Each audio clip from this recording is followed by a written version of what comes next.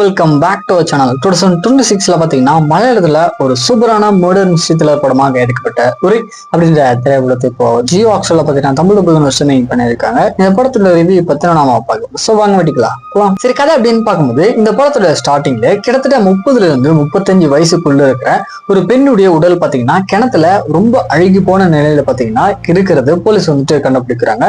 So அந்த இடத்துக்கு போனதுக்கு அப்புறம் இறந்து போன அந்த பெண் யாரு, அவங்களுக்கு சம்பந்தமான ஆட்கள்லாம் யாரு அப்படின்றத கண்டுபிடிக்கிறது நம்ம படத்தோட ஹீரோ பாத்தீங்கன்னா கிளம்புறாங்கிறாரு. சோ அவர் கூட இருக்கிற போலீஸ் ஆஃபீஸருமே பாத்தீங்கன்னா இதுக்கு பின்னாடி போக ஆரம்பிப்பாங்க. இதுக்கப்புறம் நடக்கக்கூடிய சுவாரஸ்யமான சம்பவங்கள் என்ன, உண்மையிலே அந்த பெண்ணை வந்துட்டு யார் கொலை பண்ணாங்க, தென் அவங்களுடைய ரிலேட்டிவ்ஸ் எல்லாம் என்ன, கடைசி என்னாச்சு அப்படின்றது அந்த படத்தோட ஒன்லைன் ஸ்டோரியா பாத்தீங்கன்னா இருக்கு.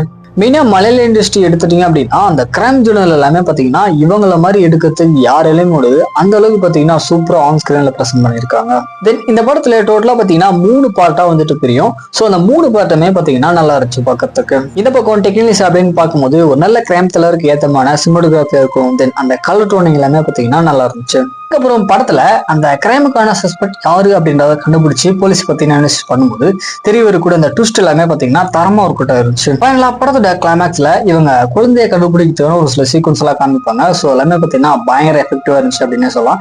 ஃபைனலா இந்த படத்தை கண்டிப்பா ஒன் டைம் ட்ரை பண்ணி பார்க்கக்கூடிய ஒரு தரமான கிரைம் த்ரில்லர் படமா வந்திருக்கு. ட்ரை பண்ணி பாருங்க. இப்போ ஜியோ ஹாட்ஸ்டார்ல தமிழ் ஸ்ட்ரீமிங் பண்ணிருக்காங்க, மிஸ் பண்ணாதீங்க.